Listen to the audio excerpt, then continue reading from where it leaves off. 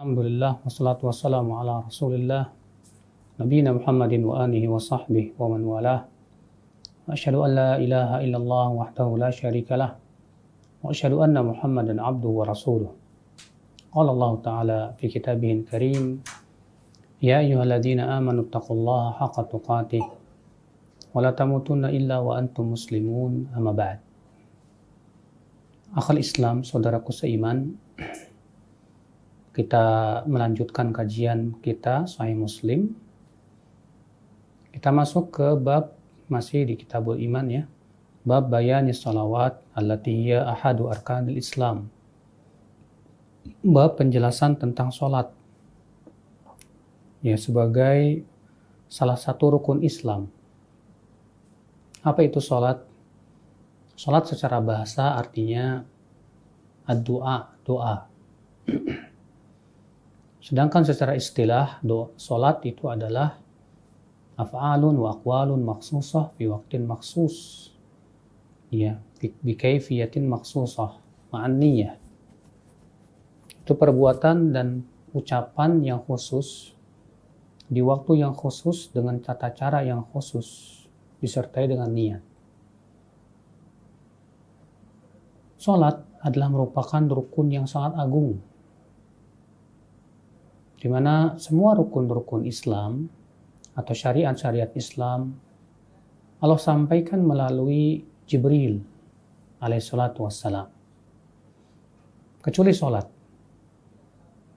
Untuk salat, maka Allah langsung memanggil Rasulullah SAW ke langit yang ketujuh.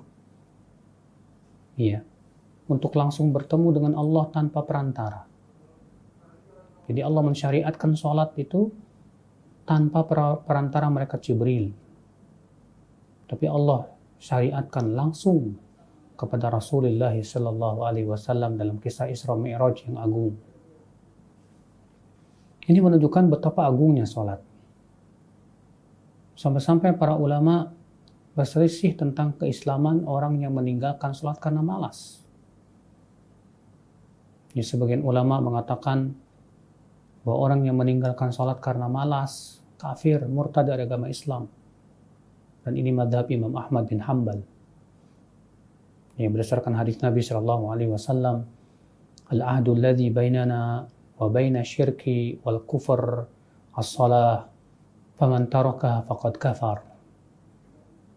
Batasan antara kita dengan kesyirikan dan kekafiran adalah salat. Siapa yang meninggalkannya, sungguh ia telah kafir, kata Rasulullah SAW. Atas dasar hadis ini, Imam Ahmad mengatakan orang yang meninggalkan sholat karena malas, ya, maka kafir. Sementara imam yang lain, imam yang tiga, yaitu Imam Malik, Imam Syafi'i, Imam Abu Hanifah, mengatakan orang yang meninggalkan sholat karena malas itu belum kafir, selama dia masih meyakini kewajibannya, selama dia tidak mengingkari kewajibannya. Adapun kalau dia tidak sholat karena mengingkari kewajibannya, maka seluruh ulama sepakat dia murtad dari agama Islam. Saudaraku seiman, azani Allah wa iyyakum. Lihatlah sampai-sampai para ulama mempermasalahkan atau memperselisihkan tentang keislaman orang yang tidak sholat gara-gara malas. Ini menunjukkan betapa agungnya masalah sholat ini. Dan Allah menyebutkan dalam Al-Quran dan juga Rasulullah SAW tentang keutamaan-keutamaan dan keistimewaan sholat. Yang diantaranya Allah mengatakan, Inna sholata tanha anil fahsya'i wal munkar. Sesungguhnya sholat itu mencegah dari perbuatan keji dan mungkar. Iya. Allah mengatakan bahwa sholat itu memberikan kekuatan pada seorang hamba, ya, untuk mencegah pelakunya dari perbuatan keji dan mungkar. Dan disebutkan dalam hadis yang disahihkan oleh Syekh Albani rahimahullah dalam silsilah hadis sahih, bahwa ada seseorang berkata kepada Rasulullah, ya Rasulullah, ada orang yang di waktu malam, sholat malam rajin sekali. Tapi ketika faida asbaha saraq, Ya di waktu paginya dia malah mencuri ya Rasulullah. Itu gimana? Malamnya dia gunakan untuk sholat malam. Di pagi harinya mencuri. Apa kata Rasulullah SAW? Satamna'u sholatuh. Kelak sholatnya akan mencegah dia. Artinya kalau dia memang benar-benar sholatnya dia laksanakan dengan menjaga syarat-syaratnya, rukun-rukunnya, kekhusyuannya, yaitu makninahnya, maka kelak sholat ini akan memberikan kekuatan di hatinya sehingga ia mampu untuk meninggalkan perbuatan keji dan mungkar. Masya Allah. Ini jelas akhi kekuatan yang dahsyat sekali. Iya. Sholat akhi, Rasulullah mengabarkan bahwa ia adalah ibadah yang pertama kali dihisab nanti pada hari kiamat.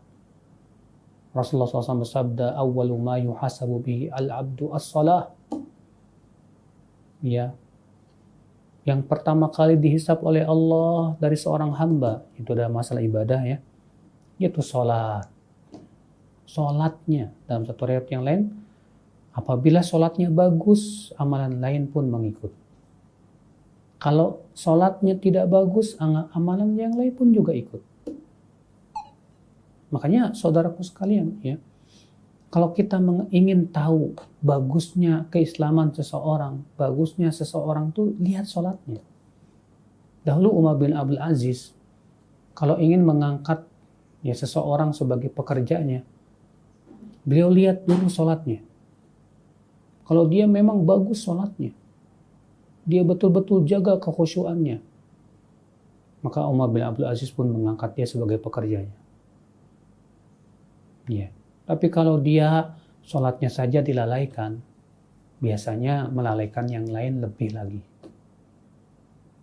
Ya, kalau sholat saja dia lalaikan, maka yang lain lebih dia lalaikan lagi. Makanya dahulu para ulama yang menjadikan suatu sebagai parameter. Ya, seorang bagaimana ini? Ya, orangnya bagus apa enggaknya? Ya kita lihat dari sholatnya itu. Saudaraku seiman, azani Allah wa iyyakum. Allah Subhanahu wa taala menyuruh kita untuk sabar di atas salat.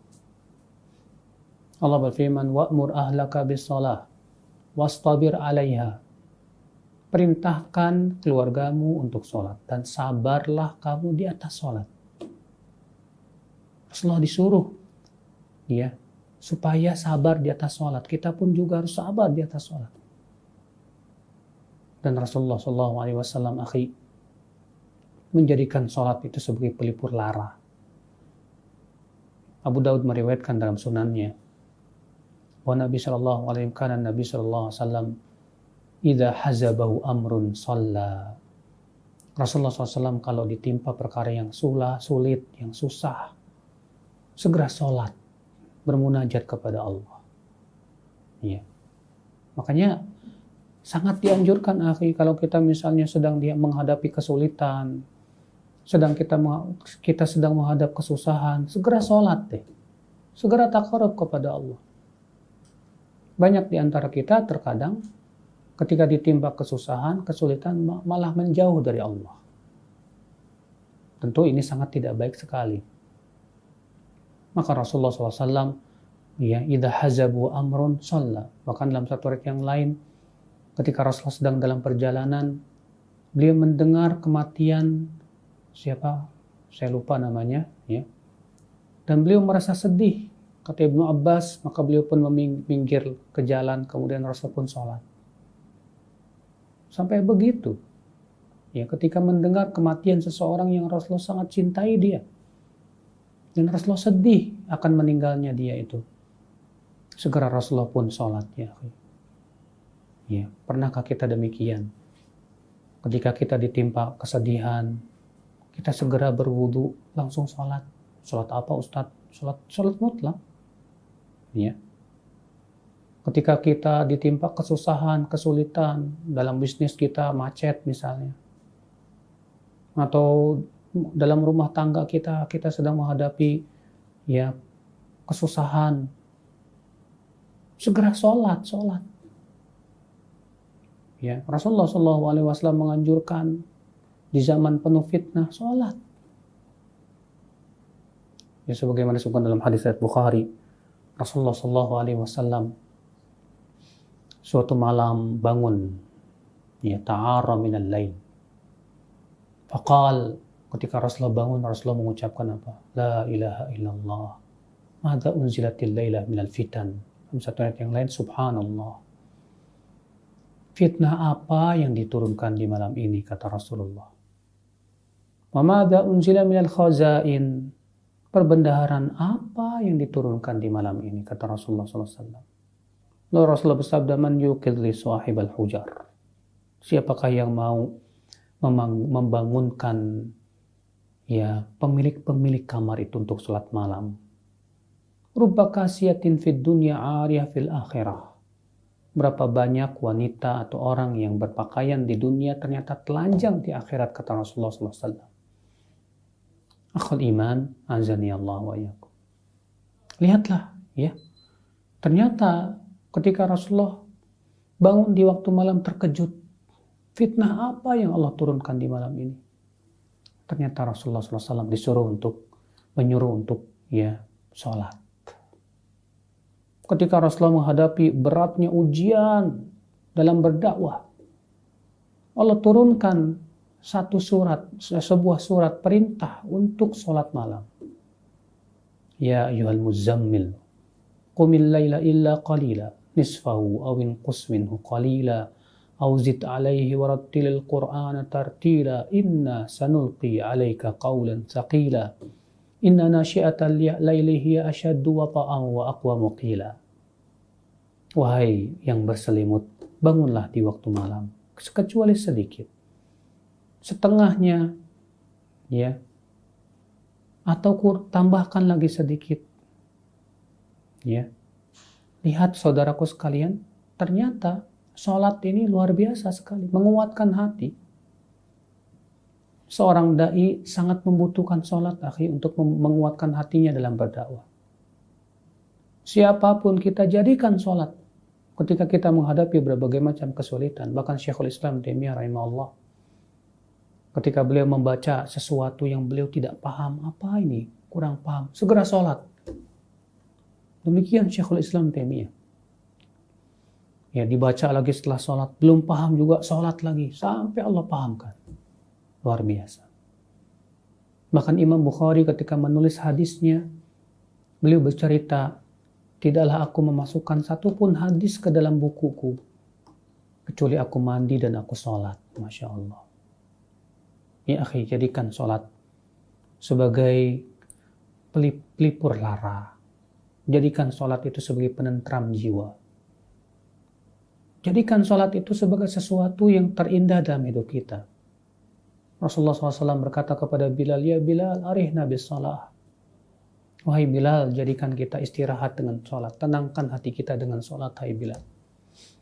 Ya, Masya Allah. Ya, betapa indahnya, akhi, ketika kita sedih langsung sholat. Ketika kita ditimpa kesusahan, kita langsung sholat, bermunajat kepada Allah, berkeluh kesah kepada Allah, memohon kepada Allah, bermunajat kepada Allah Subhanahu wa Ta'ala, sehingga sholat betul-betul memberikan kekuatan di hati kita. Allahu Akbar, subhanallah, ya akhal Islam. Nah ini ya, jadi sholat. Dan usahakan kita jaga sholat kita. Allah mengatakan, hafidhu ala sholawat, wassalatil wusta. Jagalah oleh kalian dengan sungguh-sungguh sholat 5 waktu itu. Terutama sholatul wusta, yaitu sholat asar. Ya. Masya Allah, saudaraku sekalian. Jadi akhi, ingat bahwa sholat memberikan kekuatan yang dahsyat dalam hidup kita. Maka jadikan sholat sebagai kebutuhan hidup kita. Wallahi, kita sangat butuh kepada sholat. Melebihi kebutuhan kita kepada makanan dan minuman, wallah. Ya. Nah ini. Baik, kemudian Al-Hafidh Ibnu Hajar, Imam Muslim membawakan hadis, Haddatsana Qutaibah bin Sa'id bin Jamil bin Tarif bin Abdullah Al-Thaqafi. Qutaibah bin Sa'id bin Jamil bin Tarif bin Abdullah, kunyahnya Abu Raja Al-Baghlani. Beliau ini gurunya ya pemilik Kutubus Sittah. Guru-gurunya Imam Bukhari, Muslim, Abu Daud, Tirmidzi, Nasai, Ibnu Majah. Ini semua murid-muridnya Qutaibah ini. Ya. Dan Qutaibah ini lahir tahun 150 Hijriah. Sama dengan kelahirannya Imam Syafi'i. Cuma Imam Syafi'i wafat tahun 204 Hijriah. Ya. Kalau Qutaibah lebih panjang lagi umurnya dari Imam Syafi'i. Beliau wafat tahun, kalau seingat saya, 240 Hijriah. Ya. Wazdahama alaihi al-fuffad. Para hafidh ya berdesak-desakan untuk mengambil ilmu beliau. Luar biasa sekali. Dan subhanallah ya akhi, Qutaibah bin Sa'id ini termasuk ulama yang menyatakan bahwa Allah beristiwa di atas arash dengan ijma' para ulama. Ya. Qutaibah, berkata Imam Muslim, haddatsana Qutaibah bin Sa'id bin Jamil bin Tarif bin Abdullah Al-Thaqafi an Malik bin Anas, Imam Madhab Maliki, guru dari Pak Imam Syafi'i. Ya, beliau sangat thiqatun mutqin. Ya, terkenal akan keilmuannya yang luar biasa. Ya, namun beliau orang yang sangat hati-hati sekali dalam menjawab ilmu. Sampai-sampai ada orang Arab Baduy datang ke Imam Malik bertanya, ya 10 pertanyaan. 10-10-nya dijawab oleh Imam Malik nggak tahu. Sampai-sampai orang Arab Badawi ini berkata, lalu apa yang aku bawa ke kaumku? Apa kata Imam Malik? Udah sampaikan saja kepada mereka bahwa Imam Malik nggak tahu jawabannya, selesai kan? Luar biasa Imam Malik. Ya. Dan beliau bukan anaknya Anas bin Malik, sahabat Nabi SAW, bukan. Ya, tidak ada hubungannya dengan sahabat Anas bin Malik.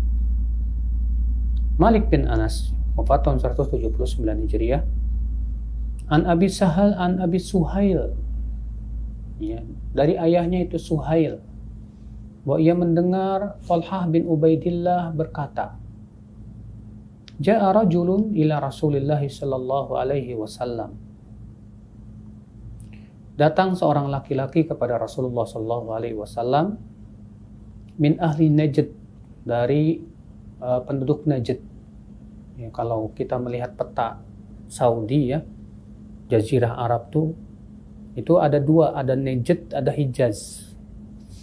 Hijaz itu yang mendekati Laut Merah, ya, di situ ada kota Makkah dan Madinah, itu namanya Hijaz. Adapun Najd itu daerah yang tinggi, masuk padanya Riyadh, Qasim, itu Najd. Disebut Najd karena memang daerah tinggi di sana. Kalau musim dingin, dinginnya minta ampun. Ya. Itu Najd itu. Ja'a rajulun ila Rasulillah sallallahu alaihi wasallam. Seorang laki-laki datang kepada Rasulullah sallallahu alaihi wasallam dari penduduk Najd. Subhanallah. Ini orang jauh-jauh dari Najd datang ke Hijaz. Ya, perjalanan yang sangat jauh sekali, bayangkan. Hanya untuk ingin mengambil ilmu kepada Rasulullah sallallahu alaihi wasallam.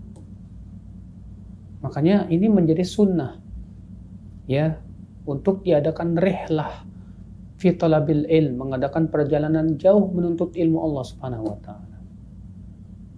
Makanya saudaraku seiman, azani Allah wa iyyakum ya, kita ini kalau menuntut ilmu jangan cuma ngandalin ya ngundang ustadz doang. Ya, tapi datangi majlis-majlis taklim. Ya. Tentunya nanti kalau udah selesai pandeminya ya. Jadi kita ini terkadang sebagian penuntut ilmu tuh malas untuk mendatangi majlis taklim. Maunya apa, ngundang aja. Ustadznya suruh datang. Bukannya nggak boleh, cuman kurang bagus lah penuntut ilmu seperti itu. Penuntut ilmu itu ya bukan cuma ngundang ustadz, tapi juga mendatangi majlis-majlis ustadz yang jauh. Rihlah fi talabil ilm. Makanya lihat Imam Bukhari ya pergi ke Baghdad, pergi ke Basrah, pergi ke Kufah, pergi ke Mesir, pergi ke Makkah, pergi ke Madinah, pergi ke Yaman untuk menuntut ilmu Allah Subhanahu wa taala. Luar biasa. Ya. Datang seorang laki-laki kepada Rasulullah SAW dari penduduk Najd. Sa'irur ra's. Rambutnya kusut karena biasanya demikian ya. Kalau di Saudi di zaman dahulu itu orang dalam perjalanan jauh di padang pasir itu pasti terkena angin pasir, ya, debu dan yang lain sehingga rambutnya kusut. Nasma'u dawiyah sauti, kami mendengar dawiyah sauti. Dawiyah sauti itu artinya suara dari kejauhan gak jelas gitu. Wala nafqah ma yaqul, dan kami tidak memahami apa yang dia ucapkan karena dari jauh dia bicaranya. Ini orang Arab Badui ini. Hatta dana min Rasulullah sallallahu alaihi wasallam, hingga ia pun mendekatlah kepada Rasulullah sallallahu alaihi wasallam. Fa idza huwa yas'alu 'anil Islam, ternyata dia mau bertanya tentang Islam. Ya, dia mau bertanya tentang Islam. Jadi ikhtilaf para ulama apakah dia Dhimam bin Tha'labah atau bukan.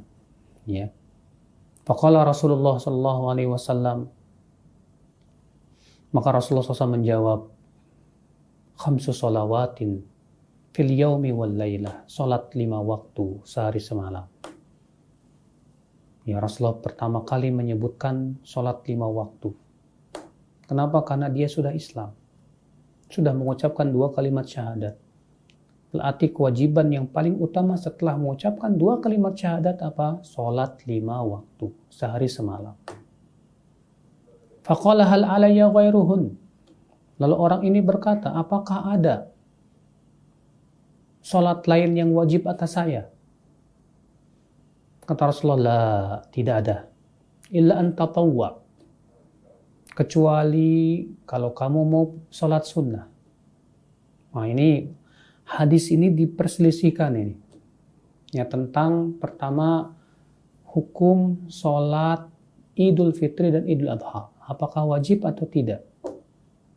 Jumhur ulama yang mayoritas mengatakan hadis ini menunjukkan bahwa salat Idul Fitri dan Idul Adha itu hukumnya sunnah. Kenapa? Ya, karena Rasulullah ditanya oleh orang Badui ini, apakah ada salat lain yang diwajibkan kepadaku? Kata Rasulullah, nggak ada. Kalau ada, tentu Rasulullah akan jelaskan. Sehingga menurut jumhur, ya, salat selain salat 5 waktu itu hukumnya tidak wajib. Ya. Sementara sebagian ulama mengatakan salat Idul Fitri dan Idul Adha hukumnya fardu ain. Sebagian lagi mengatakan fardu kifayah. Mereka menjawab hadis ini, bahwa hadis ini menunjukkan bahwa yang diwajibkan salat sehari semalam. Adapun selain sehari semalam, ya, tidak ditunjukkan oleh hadis ini, tapi ditunjukkan oleh kelengkapan hadis ini bahwa Rasulullah kemudian menjelaskan syariat-syariat yang lain kepada orang tersebut. Ya. Wallahu a'lam. Yang jelas itu pendapat jumhur. Maka Rasulullah SAW mengatakan, la, tidak ada, illa an tatawwa, tidak ada yang wajib kecuali sholat 5 waktu saja. Kecuali kalau kamu mau sholat sunnah silahkan, kata Rasulullah SAW. Ya. Kemudian orang ini bertanya lagi, Rasul menjawab, wasyamu syahr Ramadan, dan berpuasa bulan Ramadan. Lalu orang ini bertanya lagi, fa hal alayya ghairuhu, apakah ada puasa lain yang wajib atas saya ya Rasulullah selain puasa Ramadan?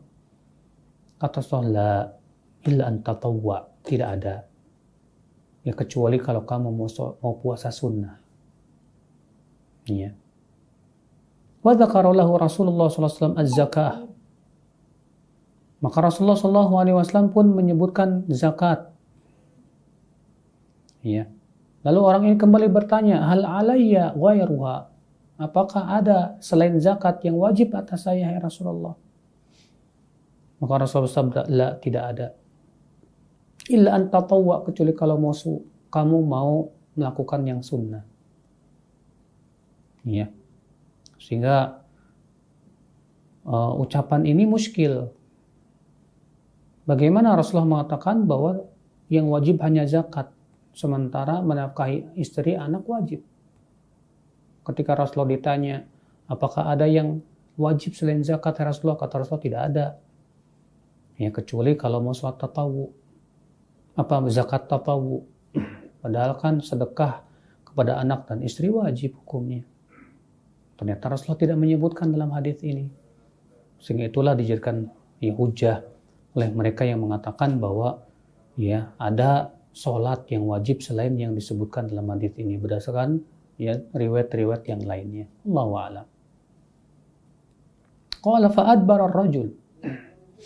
Lalu orang itu pun pergilah. Wa huwa yaqul, dalam keadaan ia berkata, wallahi la azidu ala hadza wa la anqus min.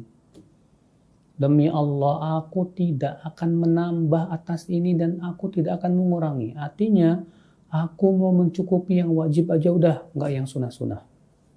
Iya. Maka Rasulullah SAW sabda, aflah in sadaq. Beruntung dia jika memang dia jujur. Iya. Masya Allah, ya akhi, ternyata ya orang yang mencukupkan dengan yang wajib-wajib tanpa yang sunnah-sunnah, itu sudah dapat keberuntungan. Gimana kalau ditambah yang sunnah-sunnah? Lebih beruntung lagi. Saudaraku seiman, azani Allah wa yakum. Ya. Ya akhi, hadis ini kita ambil faidah yang bisa kita petik dari hadis ini ya akhi. Faedah yang pertama yang bisa kita petik dari hadis ini bahwa disyariatkan pergi jauh untuk menuntut ilmu Allah Subhanahu wa taala. Sebagaimana halnya laki-laki ini pergi dari Najd menuju kota Madinah untuk bertemu Rasulullah sallallahu alaihi wasallam. Ya. Hadis ini juga menunjukkan ya akhul Islam, azani Allah wa yakum, yaitu disyariatkan kita bertanya kepada para ulama dalam perkara-perkara yang kita butuhkan dalam agama kita. Ya. Allah menyuruh kita bertanya kepada ahlinya. Allah berfirman, "Fas'alu ahla dzikri in kuntum la ta'lamun." Tanyalah ahli zikr jika kamu tidak mengetahui. Siapa ahlu dzikr kata para ulama, yaitu ahli Quran dan hadis. Ya, makanya dalam masalah bertanya yang harus kita perhatikan ini yang pertama nih. Yang kita tanya ini emang orang yang betul-betul ahli. Jangan nanya kepada orang yang bukan ahli, salah. Apalagi nanyanya sama orang yang nggak paham agama. Ya. Imam Asy-Syatibi mengatakan, orang yang bertanya kepada orang yang tidak tahu, tidak paham, sama saja dia ingin dia mengabarkan tentang ketidaktahuannya. Bertanya kepada orang bodoh, gimana? Salah. Ya. Jadi kalau kita mau bertanya, tanya kepada ahlinya. Mau tanya masalah fikih, tanya kepada ahli fikih. Mau tanya tentang masalah hadis, tanya kepada ahli hadis. Yang mau tanya tentang masalah ekonomi, tanya kepada ahli ekonomi. Ya. Kalau mau tanya tentang pertanian, tanya kepada ahli pertanian. Jangan nanya ke ustadz tentang pertanian, salah. Ya, itu namanya jaga sembung buah golok, ya, nggak nyambung. Maka dari itu kita berusaha tanya kepada ahlinya. Ini yang pertama nih dalam masalah adab bertanya ya. Yang kedua, dalam masalah adab bertanya yang harus kita perhatikan saudaraku sekalian, ya, yaitu tanyalah dalam perkara yang kita butuhkan. Adapun yang kita tidak butuhkan, nggak usah deh kita tanya. Makanya dahulu para sahabat dilarang oleh Rasulullah untuk banyak bertanya. Ya, Rasulullah bahkan menganggap bahwa banyak bertanya itu bisa membinasakan umat-umat sebelum kita. Kata Rasulullah SAW, فَإِنَّمَا أَهْلَكَ الَّذِينَ مِنْ قَبْلِكُمْ كَثْرَةُ مَسَائِلِهِمْ وَاخْتِلَافُهُمْ عَلَى أَنْبِيَائِهِمْ. Sesungguhnya yang membinasakan orang-orang sebelum kamu, yaitu banyak bertanya. Ya, jadi banyak bertanya nggak boleh. Jadi kita nggak boleh bertanya, boleh bertanya. Yang dilarang tuh banyak bertanya. Ya, Syekh Utsaimin rahimahullah memberikan kepada kita faidah dalam tafsirnya bahwa boleh kita banyak bertanya, ya boleh kita bertanya pada dua keadaan.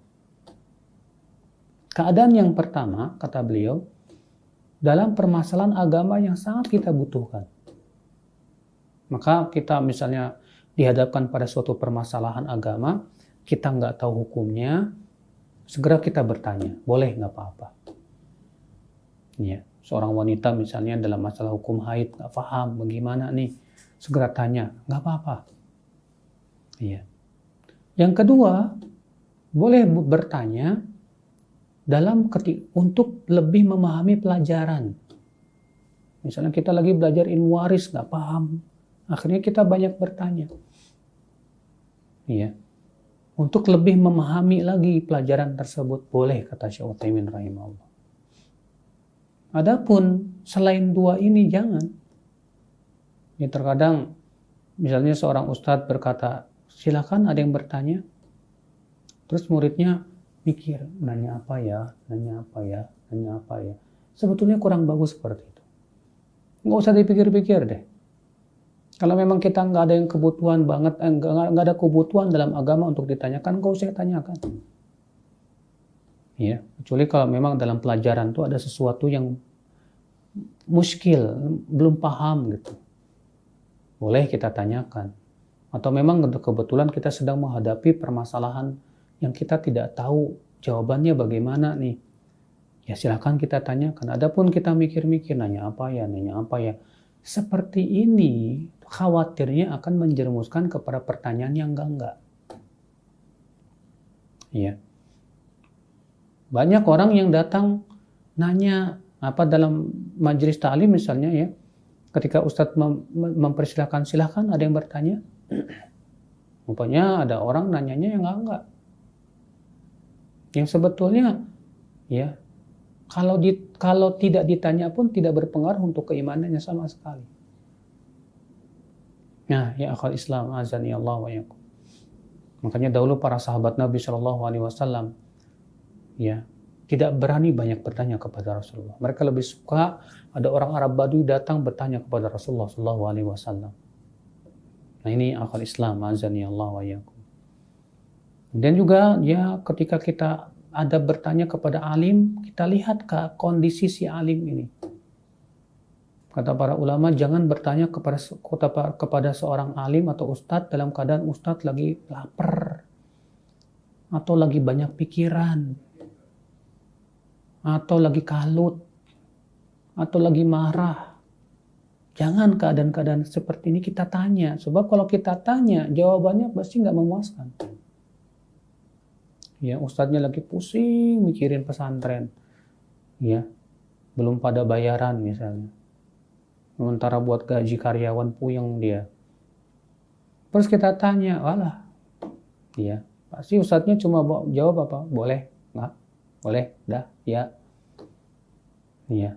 Tidak, tapi kalau ustadznya lagi enak, lagi tenang, fresh pikirannya, terus kita tanya dengan adab yang baik, insya Allah ya jawabannya juga enak biasanya. Nah, saudara seiman, azani Allah wa yakum. Ini ya, jadi kita sangat dianjurkan ya untuk kalau ada permasalahan apapun segera tanyakan kepada ahlinya. Ya, jangan kita berijtihad sendiri kalau bukan ahli ijtihad, salah. Kalau kita bukan ahli ijtihad sendiri itu salah. Tanya langsung kepada ulama, apalagi di zaman sekarang, mudah.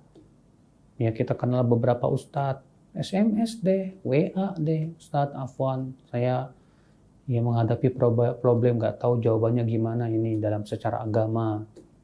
Ya. Ikhwatul Islam, azani Allah wa yakum. Hadis ini kita ambil faidah, saudaraku sekalian, bahwa seorang alim hendaklah dia semangat di dalam memberikan ilmunya kepada orang-orang yang tidak paham.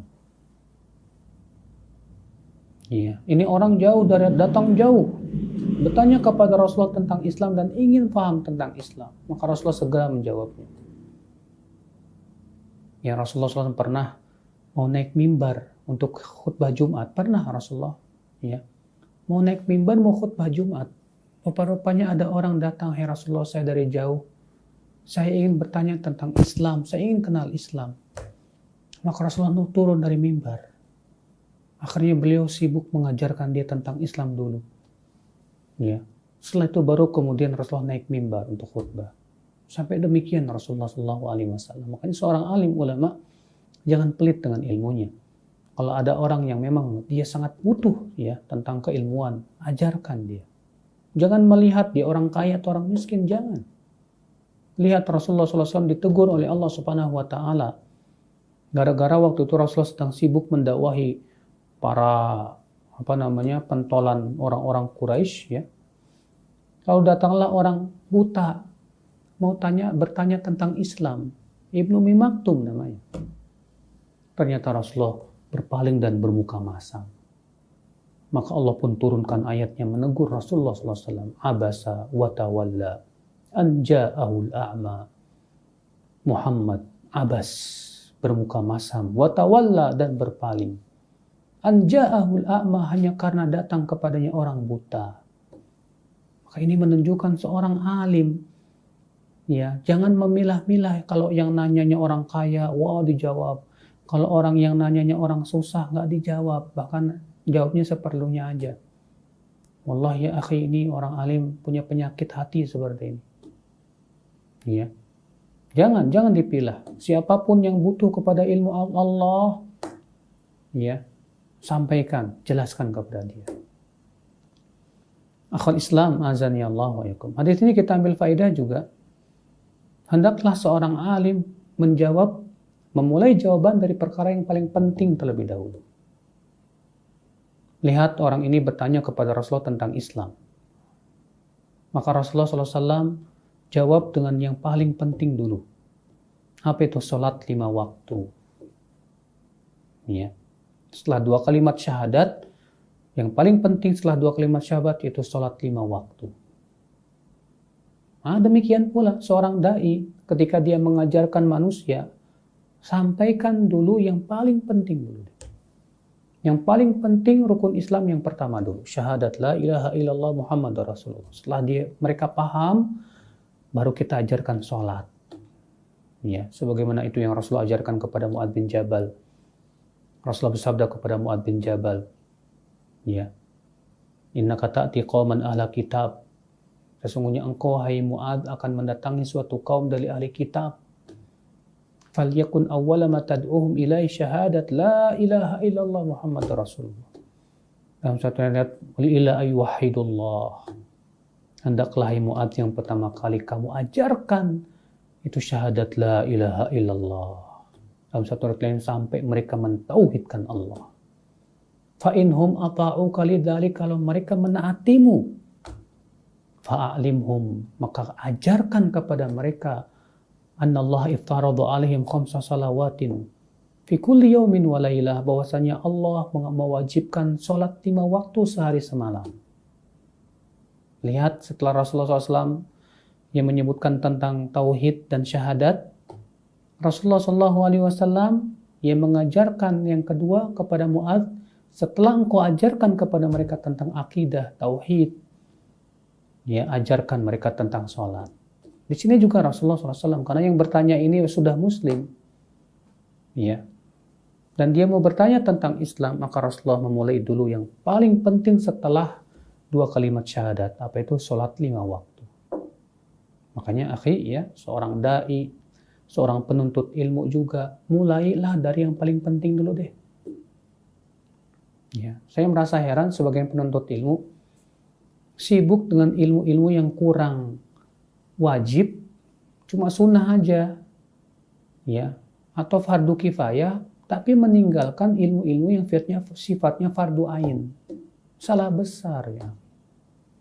Ada orang sibuk belajar tajwid tahsin, ya, sampai dia kuasai qiraat, tapi tauhid nggak paham, ya. Cara sholat 5 waktu yang benar nggak paham. Ini orang tertipu, ya. Makanya, ya, kita dahulukan deh yang paling penting dulu untuk hidup kita. Taib ya akhal Islam, azani Allah wa yakum. Hadis ini kita ambil faidah, ya, selanjutnya yang bisa kita petik dari hadis ini. Hadis ini dijadikan dalil oleh jumhur bahwa selain sholat 5 waktu, ya, itu hukumnya tidak wajib. Ya, seperti sholat tahiyat masjid, sholat Idul Fitri, sholat Idul Adha, ini semuanya tidak wajib. Atas pendapat jumhur. Ya. Maka kecuali kalau ada dalil lain yang menunjukkan akan wajibnya. Ya, seperti sholat Jumat. Kalau sholat Jumat jelas, tegas, seluruh umat sepakat. Karena adanya dalil lain akan wajibnya sholat Jumat. Demikian pula sholat nadar. Karena seorang hamba menadarkan dirinya untuk sholat. Ya, maka pada waktu itu jadi wajib. Akhul Islam azani Allah wa iyyakum. Dan tentunya, ya, ini menunjukkan bahwa kita ini hendaknya sangat memperhatikan masalah sholat ini. Dan kalau bisa, ya jangan cuma sholat 5 waktu. Memang, ya, kalau kita memperhatikan hadis ini, kalau orang mencukupkan dengan yang wajib aja, ya boleh, nggak masalah sih. Karena orang ini mengatakan kepada Rasulullah, demi Allah ya Rasulullah, aku tidak akan menambah dari ini, dan aku tidak akan mengurangi. Artinya aku cuma yang wajib-wajib aja udah, nggak yang sunnah-sunnah. Ya, tapi apa kata Rasulullah? Aflah, dia beruntung jika dia jujur. Artinya kalau yang mencukupkan dengan yang wajib-wajib saja beruntung, bagaimana kalau dia menambah dengan yang sunnah-sunnah? Karena ya akhi, ya, sholat sunnah itu penting juga, urgen. Kenapa? Karena disebutkan dalam sebuah hadis bahwa kalau ada kekurangan dari sholat 5 waktunya, maka Allah berfirman kepada malaikat, coba kamu lihat, ada enggak sholat sunnahnya? Kalau ada, maka ditambal kekurangan yang ada pada sholat fardunya tersebut. Masya Allah. Jadi ya, sholat sunnah ini penting sekali juga. Jangan kita sia-siakan deh. Sampai bahkan Imam Al-Qurtubi ya mengatakan ya bahwa orang yang terbiasa meninggalkan yang sunnah-sunnah, bahkan sunnah yang sifatnya muakkadah, itu tertolak persaksiannya itu. Ya, sangat nggak bagus sekali. Maka jangan biasakan deh meninggalkan yang sunnah-sunnah itu. Nah, di sini juga menunjukkan akhul Islam azani Allah wa iyyakum akan wajibnya puasa Ramadan, dan bahwasanya selain puasa Ramadan hukumnya tidak wajib. Ya, seperti puasa puasa Senin Kamis dan yang lainnya. Namun para ulama mengatakan bahwa ada puasa yang wajib itu 3 macam. Puasa Ramadan, puasa yang disebut dengan kafarat, dan yang ketiga puasa nadar. Puasa kafarat itu maksudnya apa? Yaitu misalnya ada orang yang jima tuh ya di siang Ramadan nih. Di siang Ramadan jima sama istrinya. Maka dia wajib bayar kafarat apa? Berpuasa 2 bulan berturut-turut. Ini disebut dengan puasa kafarat. Ya. Maka dia wajib untuk berpuasa 2 bulan berturut-turut. Nah, saudaraku sekalian, ikhwatul Islam azani Allah. Demikian pula puasa nadar. Kalau ada orang bernadar, saya bernadar ya untuk setiap bulan berpuasa selama 10 hari. Pokoknya saya nadar setiap bulan mau puasa 10 hari. Maka kita katakan Anda wajib untuk melaksanakan puasa Anda. Ya. Nah ini saudara-saudaraku sekalian. Dan tentunya juga ya akhi, kita berusaha juga untuk memperhatikan puasa-puasa sunnah yang lain.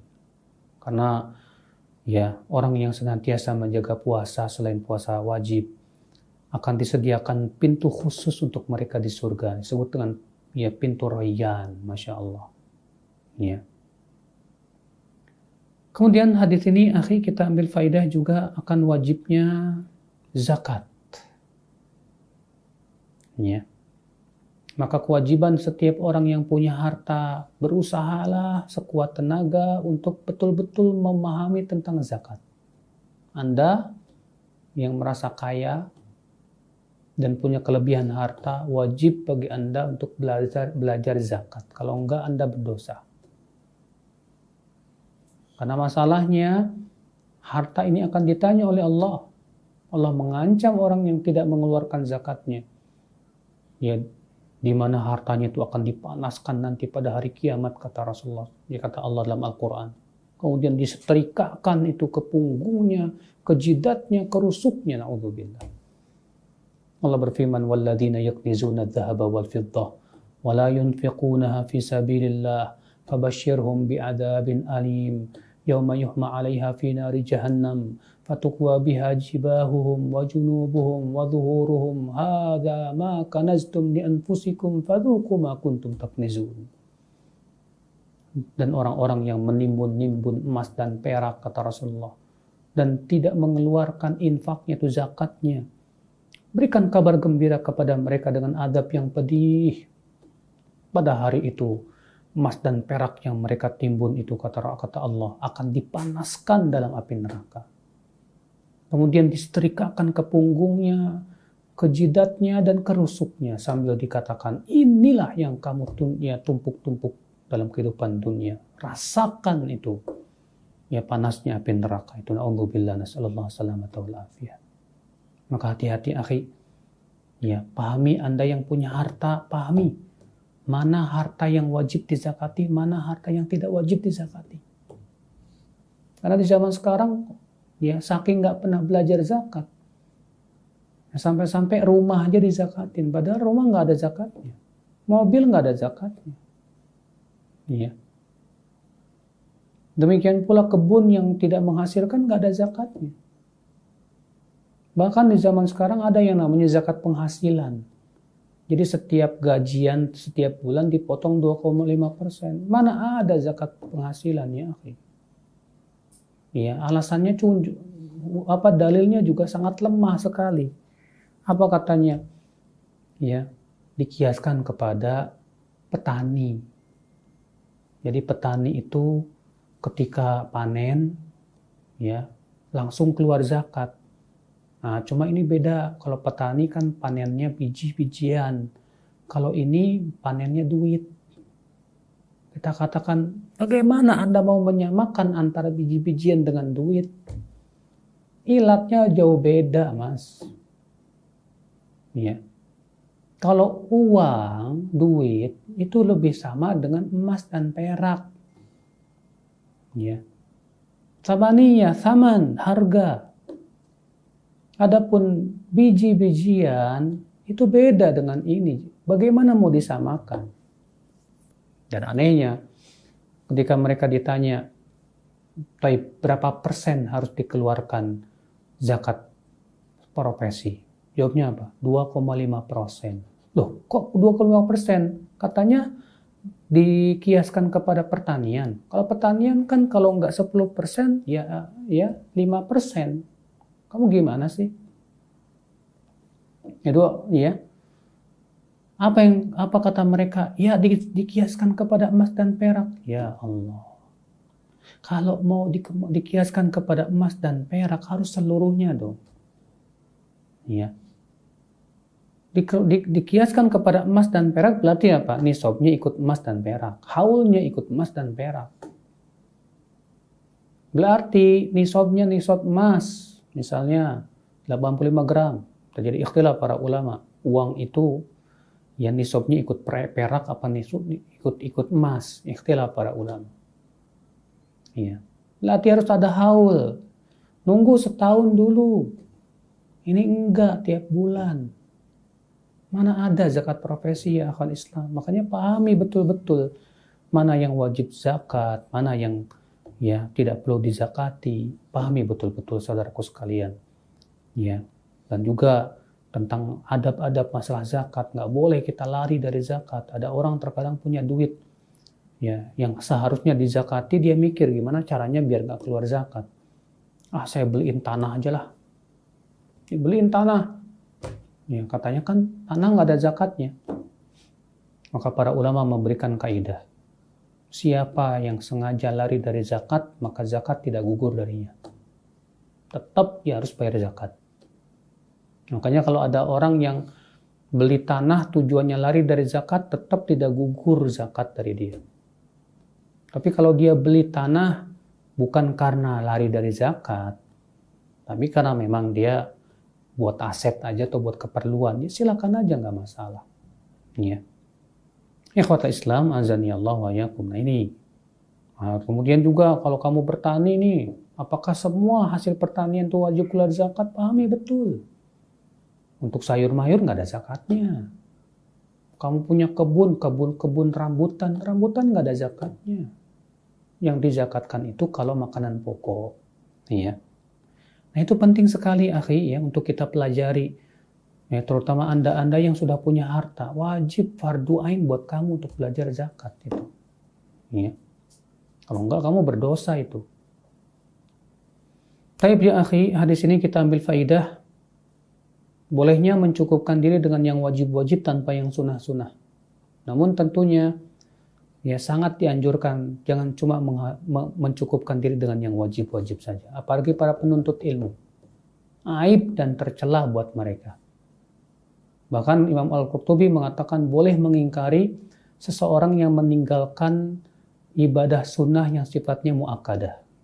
Dalilnya hadis riwayat Muslim bahwa Rasulullah SAW pernah melihat seorang sahabat Sulaik Al-Ghatafani waktu itu Rasul sedang khutbah Jumat. Sulaik Al-Ghatafani masuk masjid langsung duduk, nggak sholat tahiyat masjid. Maka Rasulullah SAW bersabda kepada Sulaik, "Sulaik, kamu sudah sholat belum?" "Belum, ya Rasulullah." Apa kata Rasulullah? "Qum, bangun, farka, ya, rakaatain, fatajawwaz fihima." Sholat 2 rakaat dan ringankan sholatmu, kata Rasulullah SAW. Sehingga dijadikan dalil ini menunjukkan boleh menegur oleh yang meninggalkan orang yang meninggalkan perbuatan yang sunnah yang sifatnya muakkadah, boleh tegur. Ya, kalau misalnya kita melihat ada orang ini kok nggak sholat sunnah rawatib, boleh nggak kita ingetin negur, "Akhi, kenapa antum nggak sholat sunnah rawatib?" Boleh, nggak apa-apa. Ya, buktinya Nabi SAW menegur. Ya, ketika kita melihat ada orang yang nggak sholat tahiyat masjid, ya boleh kita tegur, "Akhi, kenapa kamu tidak sholat tahiyat masjid?" Boleh, nggak apa-apa. Ya, karena Rasulullah SAW menegur sahabat yang meninggalkan sholat tahiyat masjid, padahal menurut pendapat jumhur ulama, sholat tahiyat masjid itu hukumnya sunnah muakkadah. Sementara sebagian ulama mengatakan bahwa sholat tahiyat masjid itu hukumnya wajib.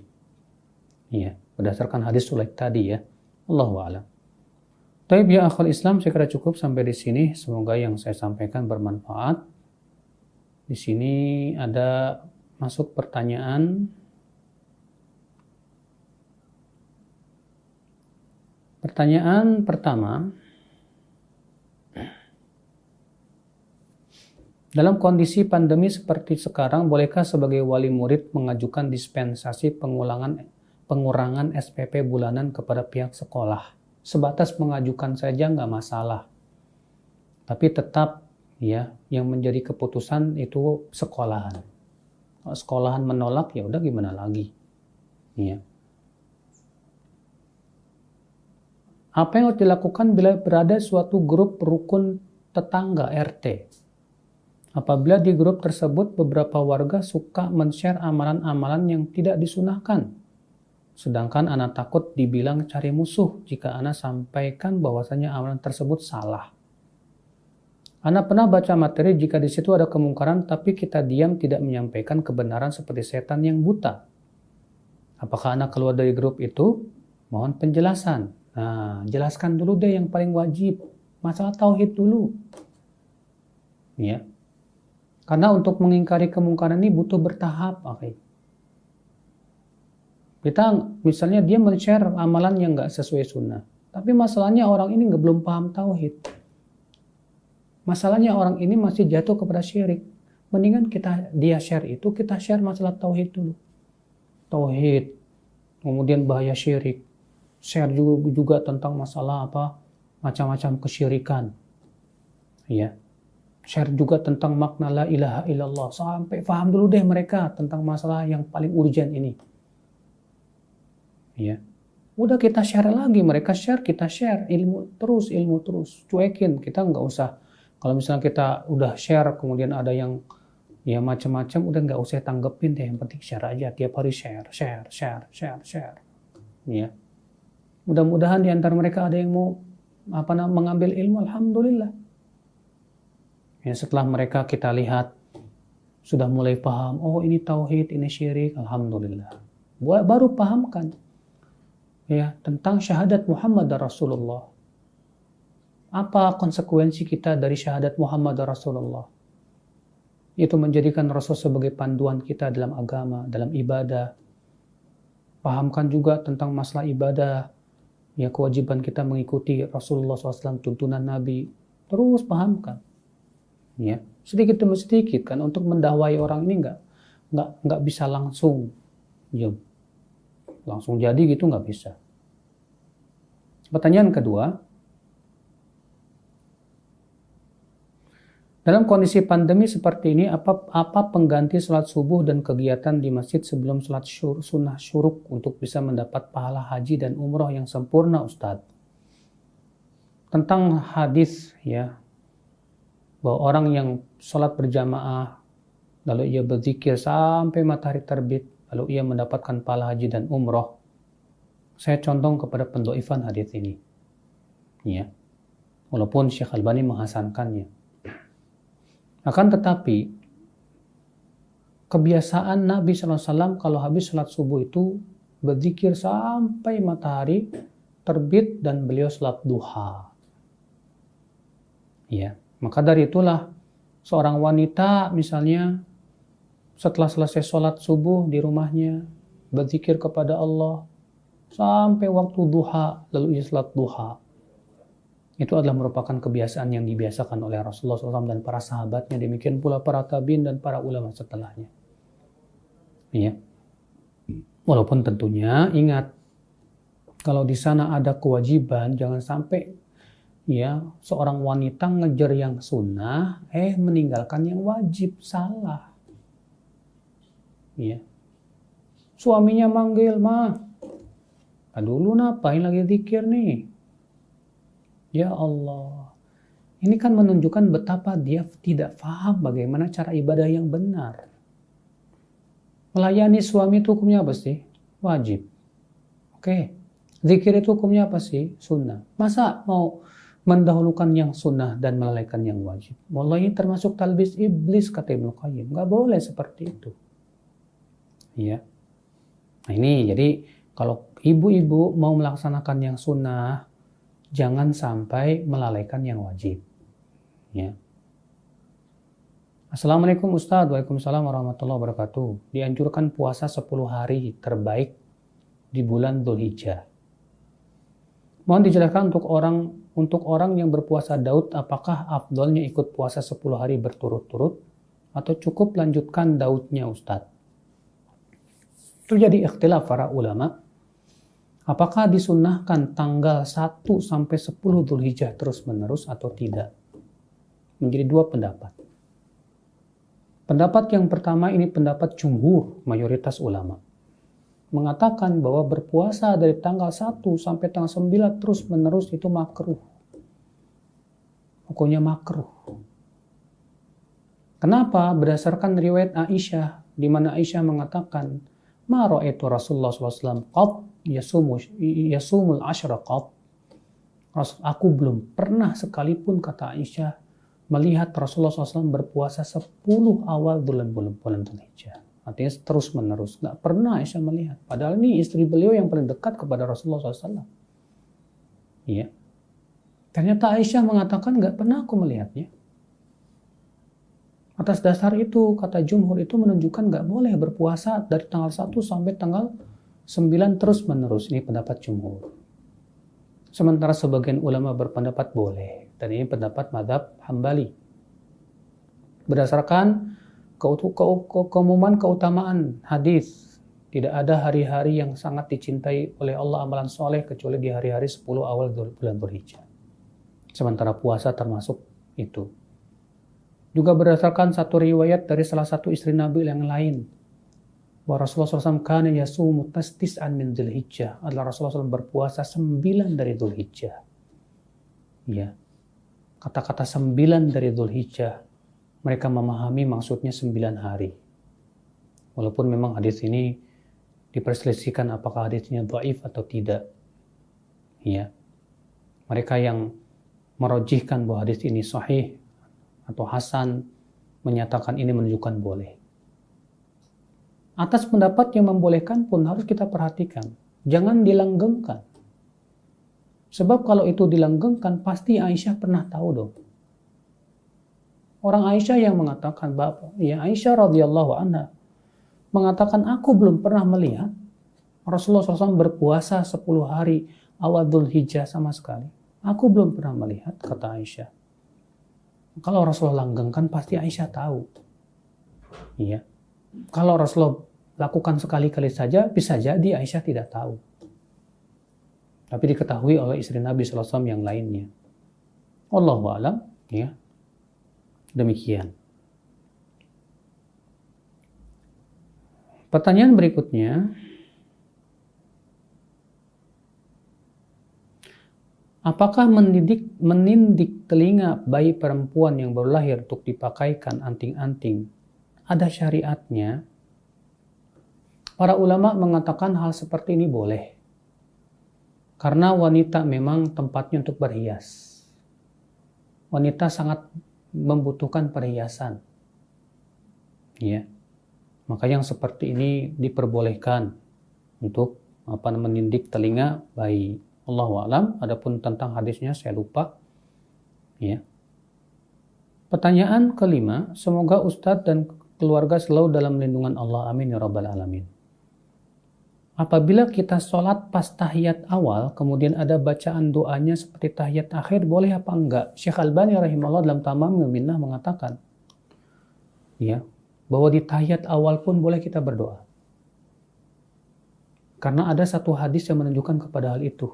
Rasulullah SAW pernah, ya, dalam satu hadis riwayat, ya, kalau tidak salah riwayat Abu Daud dalam sunannya, pernah Rasulullah tahiyat awal dan mengucapkan doa, ya, sehingga wallahu alam itu diperbolehkan juga, disebutkan dalam kitab Sahih Fikih Sunnah, jadi disebutkan juga di situ boleh. Wallahu alam. Baik, sepertinya sudah tidak ada yang bertanya. Semoga yang saya sampaikan bermanfaat. Subhanakallah bihamdik, syahadu alla ilaha illa anta astaghfiruka wa atubu ilaik. Assalamualaikum warahmatullahi wabarakatuh.